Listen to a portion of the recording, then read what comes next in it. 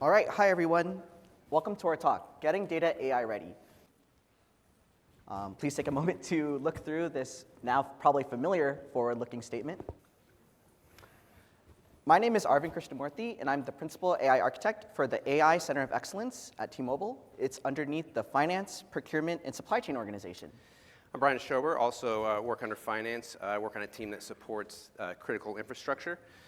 That includes cell site leasing, backhaul, and utilities. And I'm here today to kind of give some background on the data set we'll be focusing on, which is the telecom lease portfolio. And so you think about what is a telecom lease portfolio. Basically, everywhere you go, you have cell phone coverage. So that indicates there's a cell site nearby. And for literally every one of those cell sites, there's going to be a cell site lease. Sometimes there's going to be more than one. You're going to have extra lease if you have to have like a generator or ground space going on. So what the lease portfolio is essentially the data points that represent these sites and all of the lease data that goes along with that. So this creates a data set, and it's extremely dynamic because as each one of these leases goes through the lease life cycle, hits many different events, so the data is always changing. For example, rent's going to increase. You're going to have renewals, non-renewals, changes of ownership, and all of this needs to be reflected in the data set and available for the folks that manage this portfolio in order for them to do it properly and keep everything, running as it should. And why is this so important?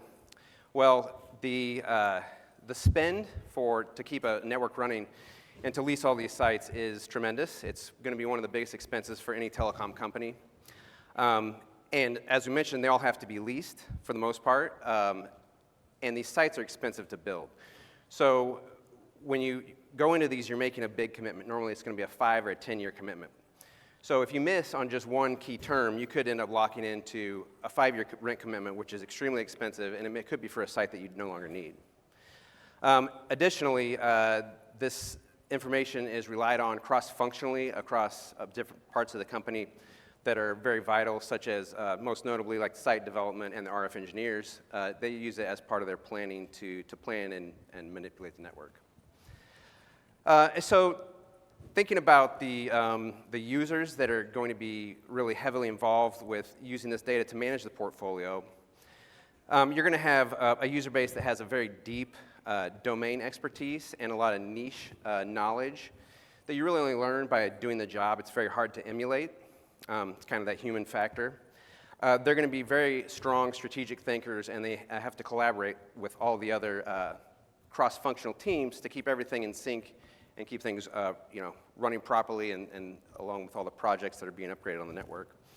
But what we find is a lot of times these particular users are not going to have the strongest technical background, and in this case, we mean that in terms of they're not going to know SQL to access the data directly on their own and explore it. So they become basically essentially dependent on either analysts or canned reports or dashboards to interpret the data for them, and then they have to work within that.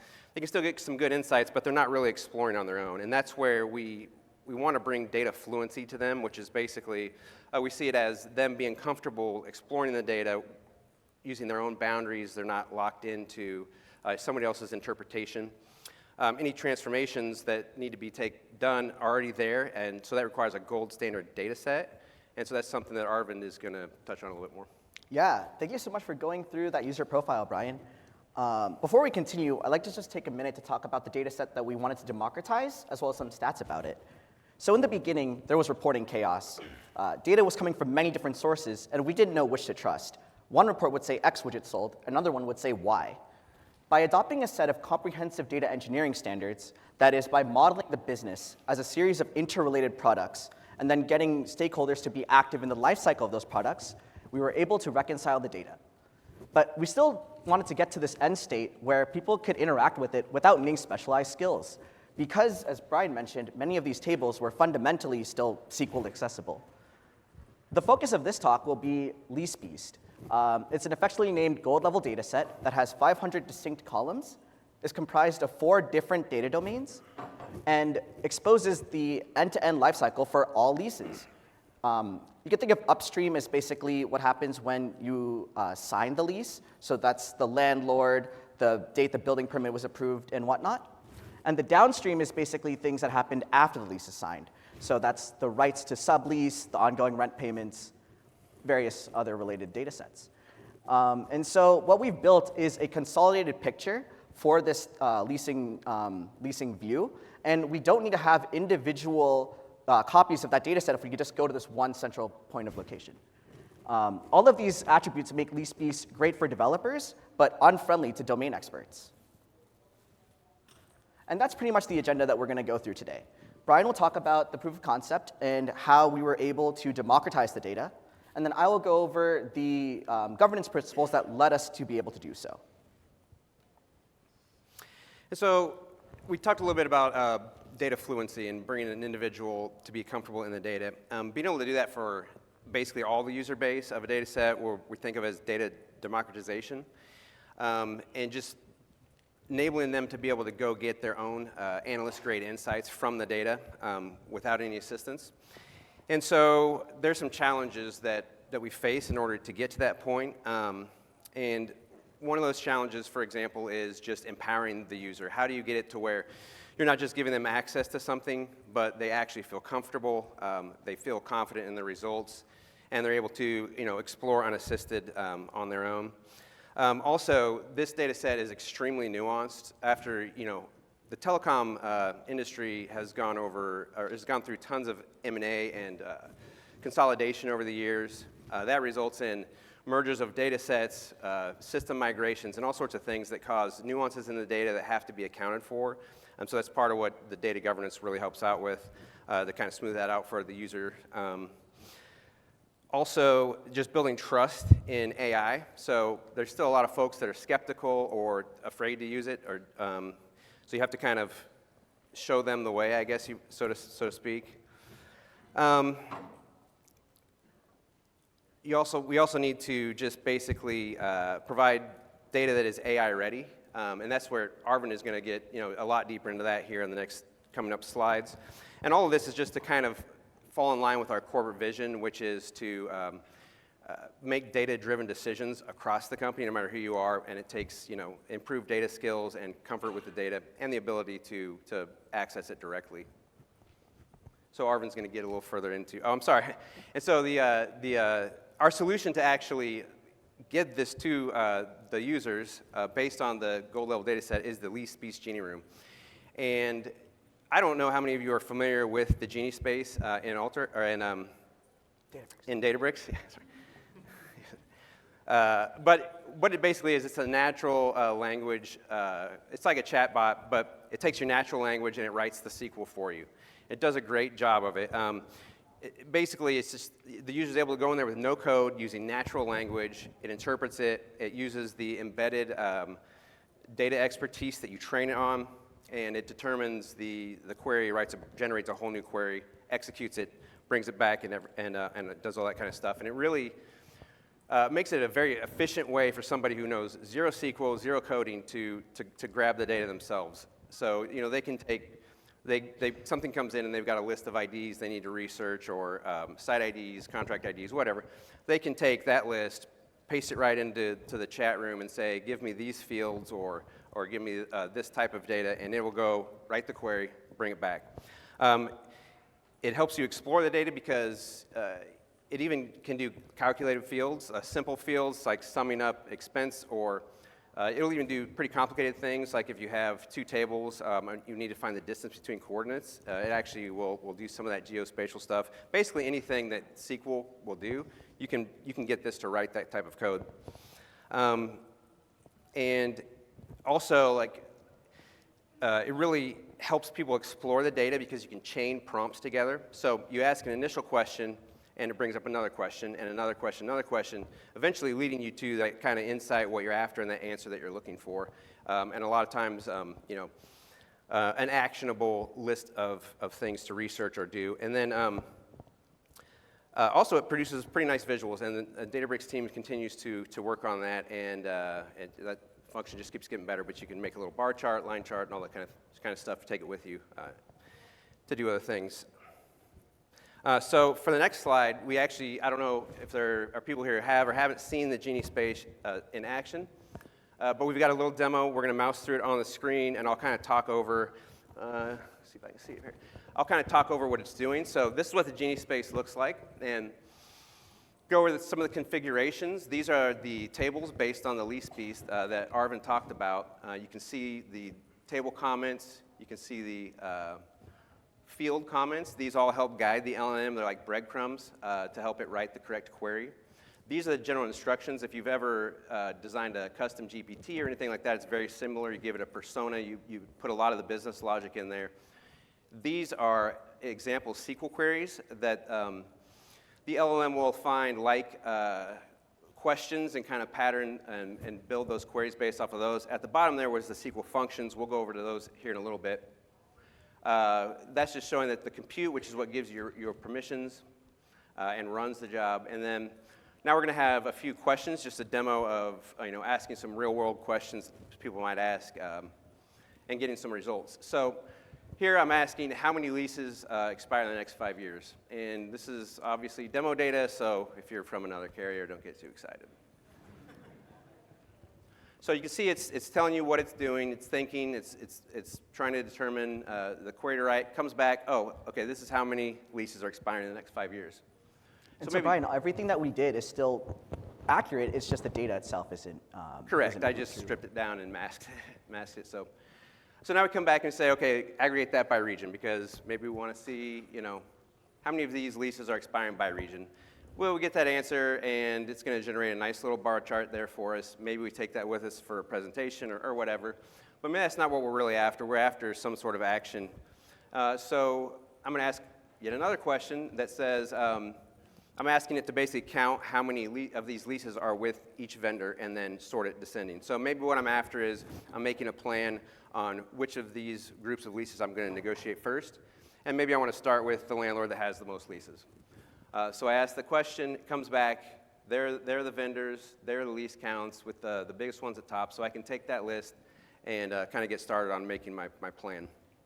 And that's just a simple example, but really one of the coolest things about this is how you can just keep chaining and you can keep digging.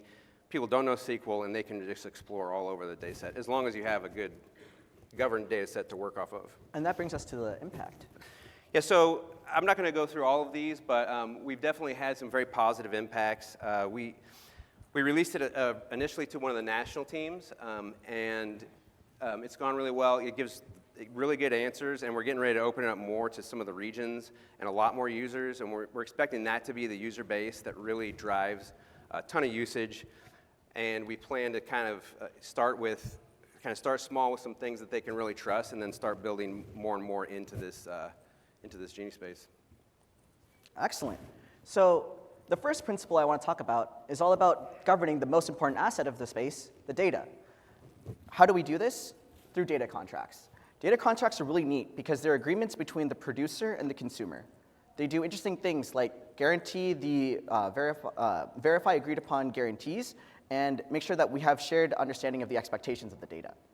While the concept of a data contract isn't anything new, the 5 that went to ours, taxonomy, lineage, DDL, operations, and business expertise, serve to quality control the 500 columns and give much needed context to the space. I'm going to talk about taxonomy in great detail and leave the rest of it as an exercise to the reader. So the taxonomy is based off of the 4 different data domains that I mentioned earlier. Those were finance, network, organization, and location. When we think about each of these domains, you'll notice that there could be specialized tables within them, and the initial grain of those tables may not always map to the final composite entity that you might create, like LeaseBeast. For instance, there might be many parties to a lease, and that's within the data organization domain. So you might have to aggregate that to the most common. Additionally, there could be many payments, and you might have to aggregate that over many months. So in this way, a well-understood taxonomy informs the choices you're making, and the data contract binds them. If it doesn't, we can also make sure that we can iterate on the taxonomy so that the Genie space selects the right columns that we need for that data set. Here's how everything fits together. So as I mentioned, we're going to declare all of the metadata that we've had for our data contracts, from definitions to stewards, in a data contract. And then we're going to deploy that in an automated way through something like Databricks asset bundles. Databricks asset bundles are wonderful because they basically orchestrate the management of different objects within Databricks through jobs. That way, we can determine what runs with what dependencies at what cadence at a very granular level, which is super helpful when we're creating dozens of composite entities like Lease. In this way, we can make sure that only the approved changes make it to the table that the Genie space uses as a source. So I mentioned that we use Databricks, we use data contracts to govern this data, and the primary way that we do that is through YAML. Although you can use any data serialization format, we prefer YAML for two reasons. One is that it's very easy to read, and the second is that it integrates very effectively with tools like DBT and DABs. I already mentioned DABs, but DBT, or data build tool, is where we take our business logic, convert it into code, write tests on that code in an ongoing manner to catch anomalies early and make sure that the outputs are trustworthy. So you could think of DBT as assembling the finished product, and DABs deliver them. This interoperability that YAML provides reduces the amount of context switching our engineers go through. Additionally, the further metadata from the data contracts, like the lineage and stewards, go into tags in Uni catalog. The other place that we find information from data contracts going to is column comments, all of which, as you know, gives the room much needed context on what our data means. There are three key benefits to going through this approach of data contract-oriented orchestration with DBT and DABs. The first is that it builds trust between the developers and business users. Developers can rest assured that the only time that their understanding of the column comments change is when the business users notify them. Conversely, business users can rest assured that the repeatable audit of schema transformations makes sure that developers can pinpoint unintended changes from their data. Additionally, it also clarifies the maze of technical support roles. In the original chaotic reporting world I mentioned earlier, logic was directly built into reports like Tableau and Power BI. This was terrible because we didn't know who to reach out to when information was wrong. For instance, if like a value was out of compliance thresholds, because there were different owners and authors of that report with varying skill levels, how would we find out who to get technical support from? Data contracts make sure that we know who to reach out to for what purpose. Finally, it inspires platform thinking. By building the pattern once and executing it hundreds of times, we can make sure that we build several hundreds of tables like we've done at the Elevate Center of Excellence. I wanted to leave you with a practical tip. If you've added several tables to your Genie space and are having trouble getting it to understand the relationships within your data, then we highly recommend writing data contracts, and especially taxonomies, to help it determine the overall data quality in the long term. Another lesson that data contracts taught us is that a successful column comment not only defines, but also contextualizes. We learned this through investigating two columns, the original commencement date and the commencement date. Sounds completely different, right? Actually, there are subtle differences between the two. The original commencement date is when the lease planned to begin from documents like the master lease agreement. The commencement date is when the lease actually began, and although these definitions alone weren't enough to have the Genie space select the right one 100% of the time, it took adding scenarios of when to use which that we figured out when to select what we wanted. Next, I want to talk about governing the implicit tidbits and terms your business users use when referencing their business processes.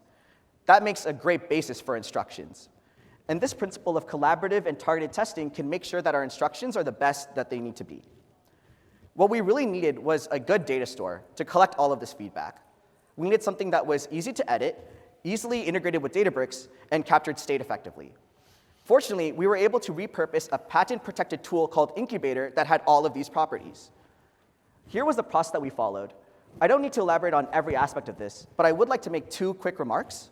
The first is that we began to achieve collaboration between the business users and Brian and my team by being available to translate their answers into SQL statements. Additionally, we experimented with creating a separate Genie space that just loaded the evaluation and feedback that we were collecting in our incubator tables and exploring trends in a targeted manner. Finally, all of this feedback would be summarized into instructions. What I'm showing you here is a special feature of Incubator, which is capturing version history at the row level. Because the agent behind Genie is highly probabilistic and fast-changing, it was important to tie the date a value was changed to who did it and what the previous value was. You can see that when I asked it the question, what was the average monthly lease rent for the Houston market, it originally returned an answer of undefined when a certain set of instructions were available to it. After some iteration, we were able to get it to return the right answer, redacted in this case, and that was only made possible because we were able to directly tie a relationship between the space's configuration and the feedback on whether the answer was correct or not. Additionally, another valuable feature that Incubator has is row-level attachments. By attaching the before and after configurations of a space, we were able to determine what was happening to anybody, especially to Databricks support during the early stages of Genie. If you find it difficult to collect all of the question-answer pairs from all of your users at once, this principle teaches us that we can actually flip that and be deliberate with our testing. Specifically, you can spread your collection efforts over time and manage each user group's concerns independently. That way, the golden data set will naturally be aggregated in phases, and you can manage competing requirements. For instance, user group A was focused on lease statuses, and user group B was focused on escalation clauses. The amount of business knowledge between those groups varied, and so it was totally acceptable that certain sets of users require more rounds of testing than others. So finally, going through this somewhat arduous scientific process has 3 benefits. The first is that it allowed us to test question variations to make sure that the room did not overfit. This was especially useful before the benchmarks feature was eventually released.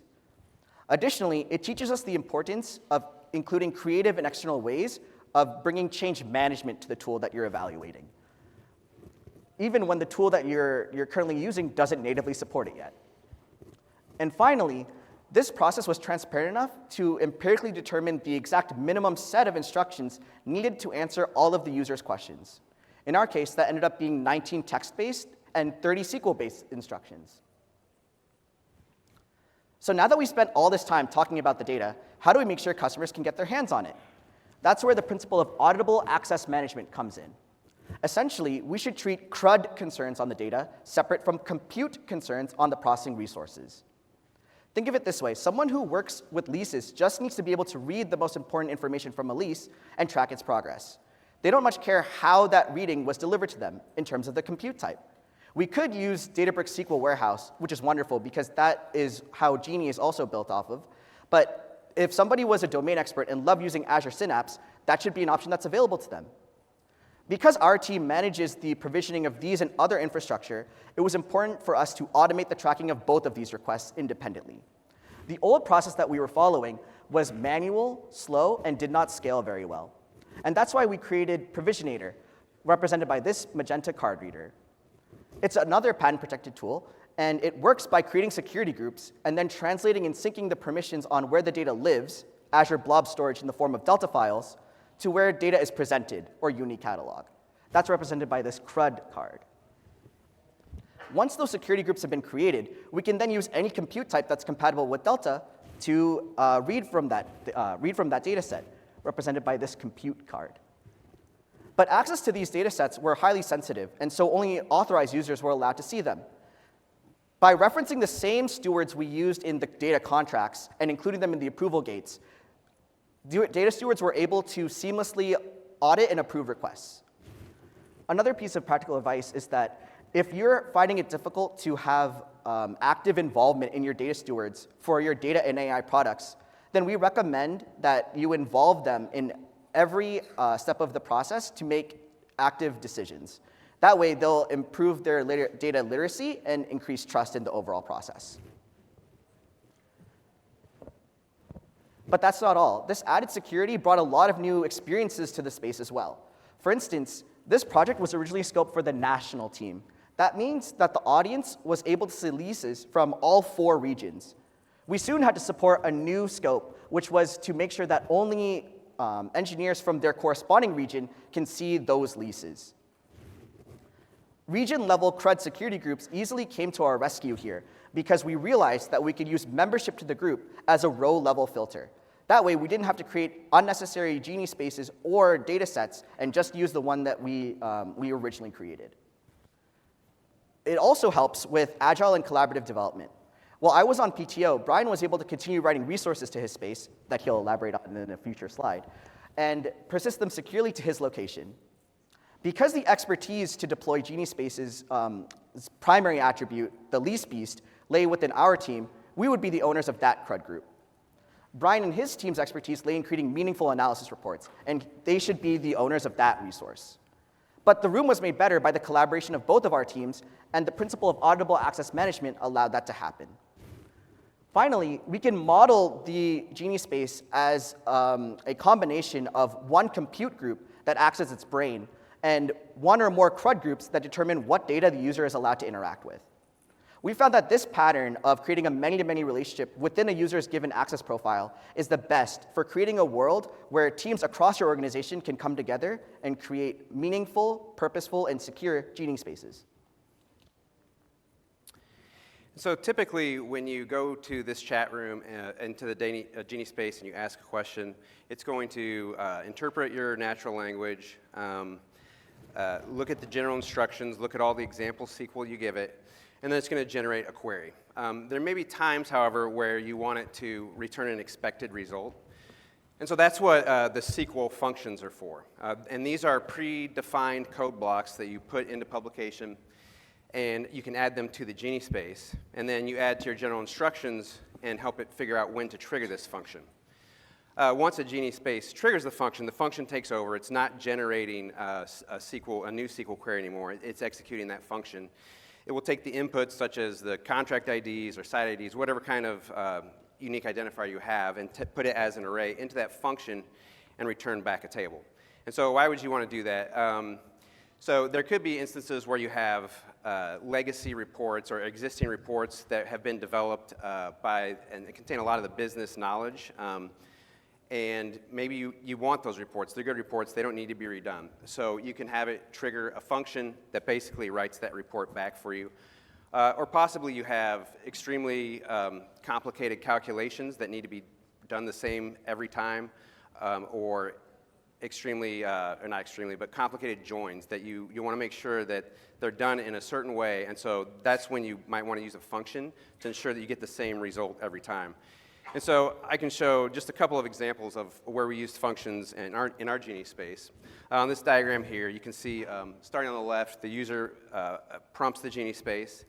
It goes into the orange decision part of the diagram there, and that's where it's looking at the general instructions, the SQL queries, determining, do I use a function, do I not use a function? If it isn't going to use a function, it will go down, it will write the query, execute the query, and do everything like it normally would. Once it triggers that function, however, like I said, it's going to go off and it's going to follow the instructions that's been given there. And so a couple of examples that we did is we have one where it goes and retrieves an expense history for a lease. And this is useful because we didn't want to put the whole gigantic payment history table in there. Plus, we wanted to make sure it brings back a certain view every single time. So we wrote a function that handles that one-to-many join and brings back what we want to show the users. Another example is we have some teams where when they receive certain types of work, they have to do a certain amount of swivel chairing to basically create a view for themselves. They're going to this system, and this system, bring back these data points, and then they can move forward and do their job that they're trying to do.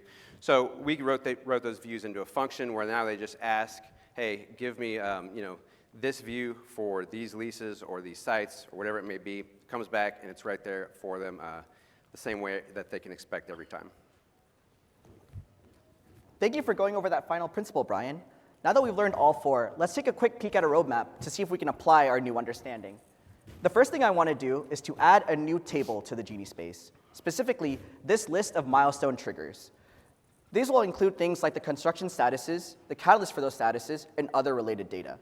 Because it's a brand new table, I'll want to add a brand new data contract for it. And so that way, we'll be able to define the column comments and other related metadata so it understands what those relationships mean. Additionally, I have another requirement for this room, which is that it needs to support multi-turn conversations. Currently, the other available option, curated functions, does not yet support including the question context in its memory, and therefore, data contracts would be the right place for this use case. I also want to expand the user base to other national teams. Because it's a brand new set of users, they'll all have their own corporate knowledge and expectations on how the data set should perform.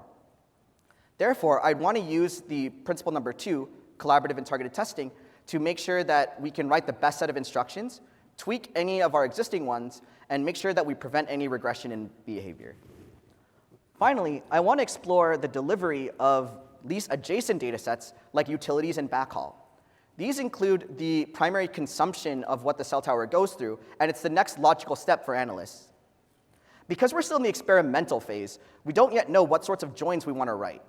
So we can leverage the principle number 4's balancing expected reports with AI creativity to bypass a lot of the cardinality issues until we're ready to write the correct foreign key relationships in our data contracts.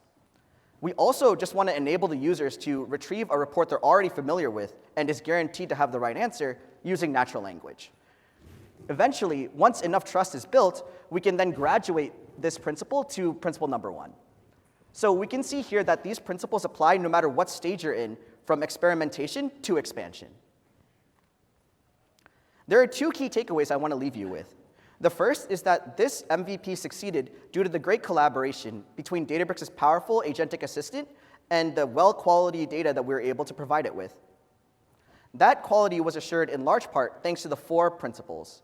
Those were data contracted-oriented orchestration, which allowed us to teach the room what our data meant, collaborative and targeted testing, which gave us a scientific process to determine the best set of instructions, auditable access management, which used security as a backdrop to bring new outcomes to the space, and finally, balancing AI creativity with expected reports, which brought deterministic and familiar features into a probabilistic generative world. These principles are what broke down the accessibility barriers between our gold dataset, like LeaseBeast. The second takeaway is that although the specific governance tools have been in the works for many years, we really sit on the shoulders of giants here. The principles themselves remain highly automatable. Here's how. First, you should learn when and how to apply these principles and see how they fit into your data strategy. Next, you can make templates and make sure that they repeat in an automated way. If you do so, you'll make sure to gain reporting productivity and prototype much more effectively. This is especially important because Genie is a reporting force multiplier. In our case, as Brian mentioned, we saw as much as a 30% increase. More people were able to perform more analyses more frequently thanks to Genie's self-service nature. And they also didn't have to rely on a separate analyst team's intake. Those analysts could then, in turn, be freed up to tackle the next layer of complexity. With that, that concludes our presentation, and please remember to complete the session survey at the end.